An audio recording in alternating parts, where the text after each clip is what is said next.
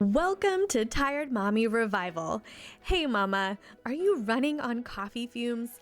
Feeling like brain fog, fatigue, and anxiety are running the show? Do you wake up dreading the day ahead, already overwhelmed by the endless to-do list and unsure how you'll make it through? Do you long for the energy to enjoy motherhood and care for yourself, but feel stuck and unsure where to start? Let me remind you of something life-changing. You were created for more energy, more clarity, more joy.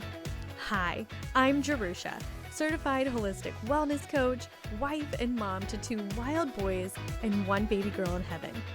I know the exhaustion you're feeling because I've been there, barely making it through the day, relying on coffee and chocolate to survive, and wondering why nothing I tried ever made me feel better. Then, God stepped in and revealed a powerful truth. A woman's body is beautifully and uniquely designed to thrive. When we align with how God created us, we can boost our energy, bust through fatigue, and step into the vibrant, joy-filled life He has for us. Mama, I'm living proof that it's possible. These days, I wake up refreshed, nourish my body with intention, and navigate the chaos of motherhood with patience and peace. Most days. And I want to help you do the same. If you're ready to swap exhaustion for energy, brain fog for clarity, and guilt for grace, you're in the right place. Each week, we'll dive into practical strategies, faith-filled truths, and empowering tools to renew your health, body, soul, and spirit. Are you ready for this? Let's do it, mama. Welcome back to another episode of the Flu Season Survival Series. We've talked about the gut sugar stress loop, inflammation, building your gut health, fighting the flu naturally, and stress. Today, we're talking about something that hits extra close to home this time of year: sugar. If you listened to part 1, you know that sugar plays a huge part in the gut sugar stress loop that ultimately keeps us sick and worn down. It's that sweet little pick-me-up that somehow turns into a daily habit every December. The gingerbread lattes, the Christmas cookies, the I deserve this moment at the end of a long day. But what happens if the thing we're using to get us through the holidays is actually what's draining us, stealing our energy, our joy, and even our immune strength? This episode isn't about restriction, it's about freedom, mama. It's about learning how to enjoy the sweets without the crash, the guilt, or the constant cravings, and how to care for your body in a way that lets you actually enjoy this season. So grab your mug and cozy up. Let's talk about sugar, stress, and what your body's really asking for this holiday season. You know those weeks when you feel like you're sprinting from the minute your feet hit the floor? You're trying to get everyone dressed, keep up with the house, wrap the teacher gifts, and remember who still needs a stocking stuffer, while your brain's already thinking about what's for dinner. You can feel how tired you are. But rest? That feels impossible. There's no margin for it. So instead, we grab the next best thing: sugar. It's quick, it's comforting, and for a few minutes, it feels like fuel for the chaos. You tell yourself, I've been pushing so hard. I deserve this. And before long, it becomes the pattern of the season. You're driving to school drop-off with a gingerbread latte and pumpkin loaf because breakfast was a blur. You snack on a piece of fudge after lunch because you need something sweet to get through the afternoon. Then, when the house is finally quiet, you scoop into that peppermint ice cream because, honestly, it's been a day. And somewhere deep down, you know your body's exhausted, but sugar gives you that tiny moment of relief. That tiny spark of, that feels like peace until it doesn't. Inside, your body's crying out for something different, for the rest and repair it truly needs to thrive, for the kind of energy that doesn't come from caffeine or cookies, for a clear mind that can think straight through the noise. Instead, we're left dragging ourselves through the day, foggy, irritable, and wondering why everything feels so much harder than it should. And the harder life feels, the more we tell ourselves, I deserve a treat. But, friend, here's the truth we don't often stop long enough to say out loud. Sugar has become the stand in for the rest we were made for. We keep feeding our exhaustion instead of healing it. And the more we reach for sugar, the further we get from the very thing we're craving: energy, peace, clarity, and joy. It's such a sneaky cycle, isn't it? Because taking sugar out of reach feels like punishment. It feels like losing the one thing that made the day a little brighter. That little reward for working so hard, for doing all the things. But the truth is, you don't deserve the crash that follows the cookie. Mama, you deserve to feel good. You deserve to wake up refreshed. You deserve energy that lasts all day. You deserve to laugh with your kids without feeling like you're running on fumes. Sugar doesn't serve what you truly deserve. And if we want to strengthen our immune systems and make it through this season with steady energy and joy, we have to start by removing sugar from our daily grind. That doesn't mean you can't ever have the pie or the cookie. It just means sugar stops being your survival plan, because you were made for more than survival. You were made for restoration. We all know stress makes us crave sugar. That's not weakness, it's biology. When you're stressed, your hormone releases cortisol, the get it done hormone.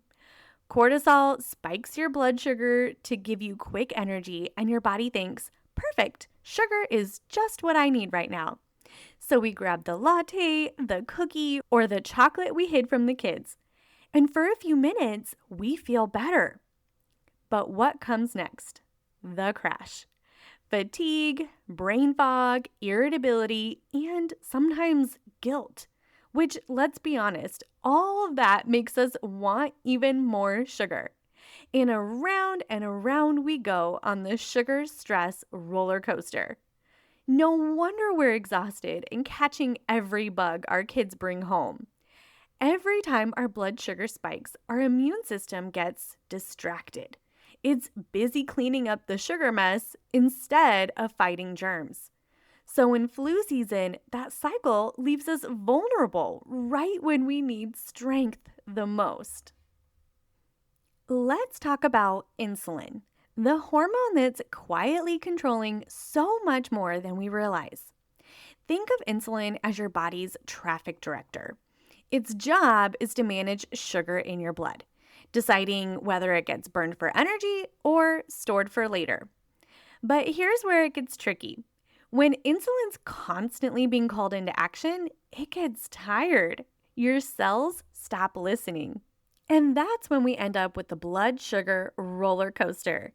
Energy spikes and crashes all day long. But insulin doesn't just affect your energy. It affects your mood too. That short fuse that you have by 4 p.m. every day, that might not be stress. It might be a blood sugar crash. It also affects your sleep. If your insulin's high at night, say from that dessert or a late night snack, it keeps your body from going into repair mode. You wake up groggy, puffy, and, surprise, craving more sugar. It also affects your hormones. High insulin tells your body to store energy, not release it. So estrogen, progesterone, and cortisol all start to fall out of rhythm. Now, there's a lot going on here, but one of the key takeaways I want you to know about your hormones is that there are certain times of the month where we are a little more resilient to insulin and glucose spikes, and then there's a time of the month where we're really sensitive to it. For example, at the time of your cycle when estrogen needs to be high, it's also super sensitive to insulin and glucose spikes. And so, if you're eating a ton of sugar at that time, you're going to feel even worse. So, the bottom line is sugar and high insulin create hormonal imbalances. On top of all this, high insulin also affects your immune system because when insulin stays high, inflammation rises and your body can't fight off viruses as well. So, the connection between sugar, stress, hormones, and immunity, it all comes down to insulin. Now, maybe you're listening to this thinking, okay, but I don't have diabetes. And that's not what we're talking about. You can have blood sugar issues long before your doctor ever says a word. And this is where a lot of women get into trouble with their health because they're having issues with this and nobody's giving them a diagnosis. But let me tell you, mama, it's so important for you to understand some of the clues to high insulin because it's affecting you in a huge way. And if you let it keep going and festering, you'll create even more damage to your health up to the point where you actually do get diagnosed with diabetes one day. And I don't want you to be there. And in the meantime, I want you to feel amazing too. Let's look at some clues your insulin might be running the show. You can't function without coffee. You crash around 3 p.m. and want a nap or something sweet. You crave sugar after meals. You feel foggy or moody, often for no reason. You wake up exhausted even after getting a full night's sleep. You feel shaky, anxious, or irritable when you're hungry. You can't seem to lose weight even when you're doing everything right and eating healthy. You feel puffy, bloated, and achy or inflamed for no apparent reason. Or maybe your mood swings are worse during certain times of the month. Sound familiar? That's your body waving a little white flag saying, hey, I need some stability here. It's not just mom life, it's your body asking for balance. So let's be honest. Sugar does make us feel better in the moment. It feels like a quick hug for your brain or your energy. But it's temporary. It gives that dopamine hit and then it's gone, leaving us even more drained than before. Meanwhile, we start craving it daily just to get through. And during the holidays, that's an easy habit to fall into because sugar is everywhere. It's socially accepted and honestly, it's emotional too. Grandma's cookies, Aunt Mary's homemade pumpkin pie, the peppermint ice cream your kids love, the cinnamon rolls you look forward to on a holiday morning.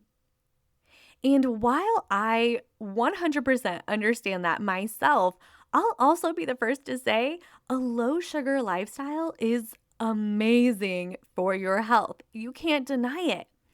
But here's the thing, no sugar ever? That's simply not living. I'm not talking about taking the joy out of the holidays, but I am talking about helping you feel good while you enjoy them. So this isn't about restriction. It's about finding a rhythm. It's about honoring how your body was designed. Cycles of nourishment and rest, fullness and fasting, celebration and stillness. When every day becomes a feast, our bodies can't reset. And in this season, when everything feels like a feast, we have to be intentional about creating rhythm again. So, here are some simple tools that make a big difference. How to say yes to the pie without saying goodbye to your energy. My number one top tip is do not start or end your day with sugar. Let me say it again. Do not start or end your day with sugar. This is my number one rule for healthy boundaries around sugar. What you eat first sets the tone for the whole day. If you start with sugar like pastries, sweet coffee, or that leftover pumpkin pie, trust me, I love pumpkin pie for breakfast. It spikes your insulin and guarantees cravings and crashes all day long, mama. Trust me, I have to remind myself, don't eat the pumpkin pie for breakfast. You can have it after lunch. And the same goes for the end of the day.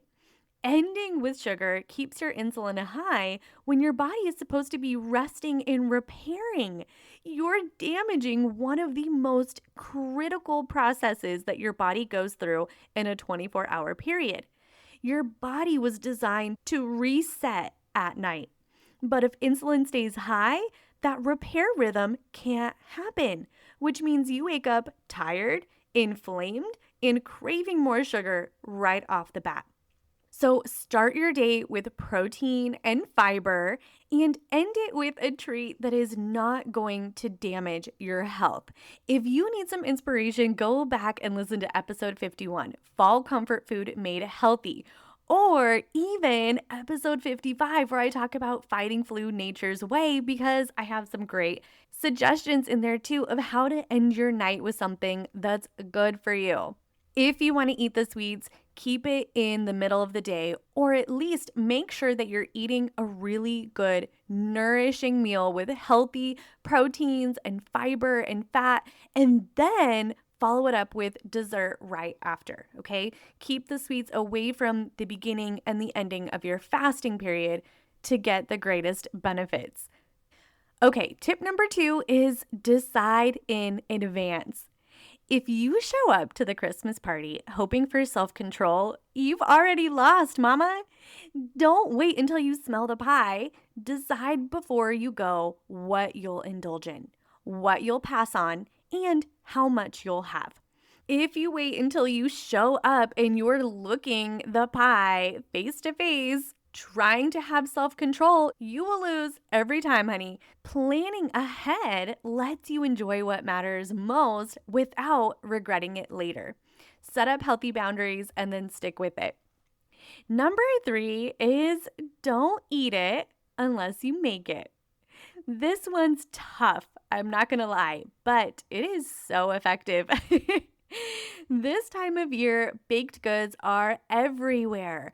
Grocery aisles, coffee shops, even your kids' classrooms. It's easy to grab something pre-made and call it festive. But when sweets are constantly around, they stop being special and start being normal. So make this rule. If you didn't make it, don't eat it. Instead of buying cookies from the store, only eat the cookies if you're able to make them at home.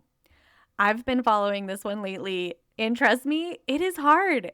There have been so many times when I've walked past those pumpkin pies at the store, practically drooling. But I tell myself, no, no, no, no. I'll make a healthier one at home because, yes, I do have a recipe for low carb, sugar free pumpkin pie that is absolutely amazing, doesn't cause sugar crashes, and leaves me feeling with no regret. But when I get home, do I make the pie? No, I'm too busy. But you know what? That one decision has saved me from probably eating like 4 pumpkin pies before November even starts. And honestly, I will make a pumpkin pie at least before Thanksgiving, but it's probably better that I don't eat 5. Tip number 4 is eat real food first.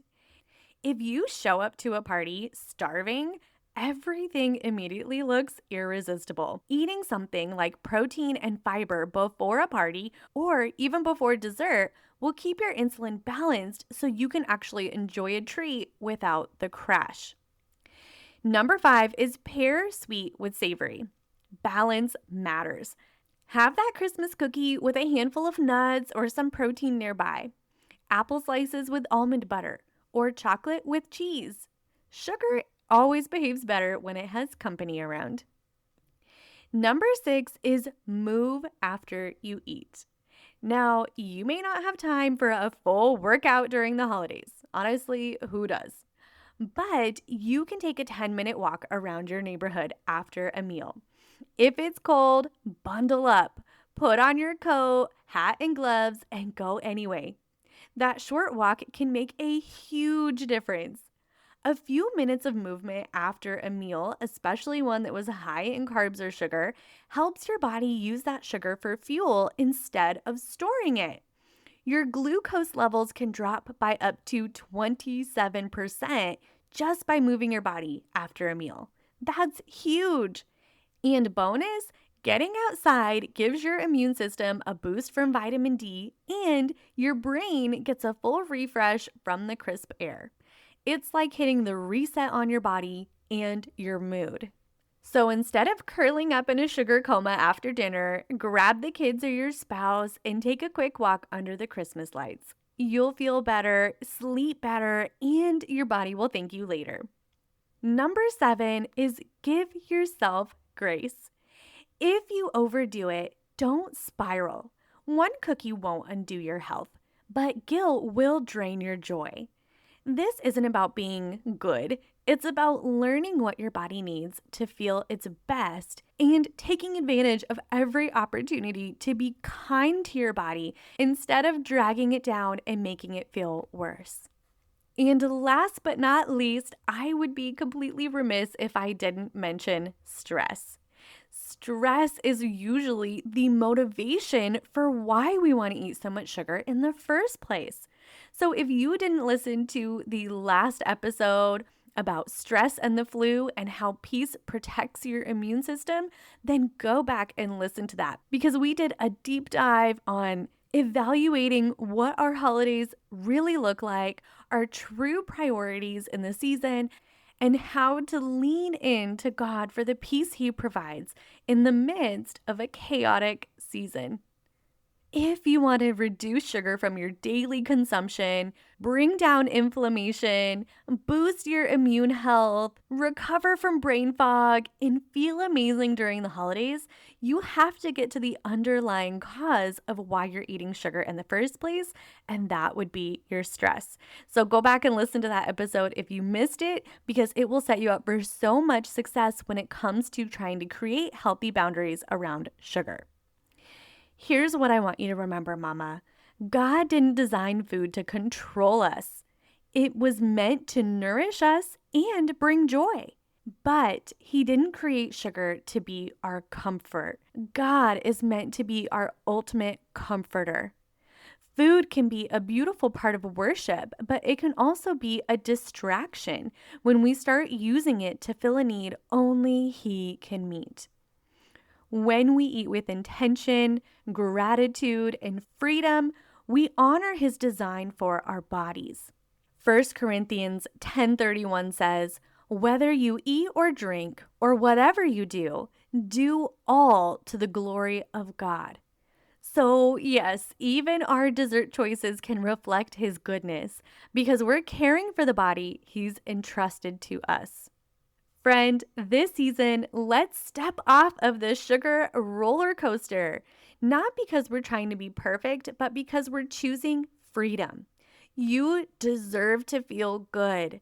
You deserve to wake up with energy, to have a clear mind, to laugh with your kids without exhaustion dragging you down. And that starts by removing sugar from your daily habits. So when you do say yes to the pie, it's a true celebration. A balanced body is a resilient body. When your blood sugar is steady, your immune system thrives. Your hormones find their rhythm, and your energy feels stable again. So yes, enjoy the pie, savor the cookie, but don't let sugar be the thing that gets you through the day. You were made for energy, joy, and peace. Things sugar can't give, but balanced living can. You got this, Mama. Mama, I hope this episode blessed you and reminded you that you were beautifully and uniquely made to thrive. If today's conversation spoke to your heart, I'd love for you to take a moment to leave a rating and review. Not only does it encourage me, but it helps more tired mamas discover the hope, healing, and energy they've been searching for. You're not in this alone. Make sure to hit subscribe so you never miss an episode. Together, we'll reclaim your energy, renew your health, and revive your spirit, one step at a time. Until next time, remember, You are beautifully designed by God to live with energy, clarity, and joy. You're not just surviving, mama. You're stepping into the vibrant life you were created for. I'm cheering you on.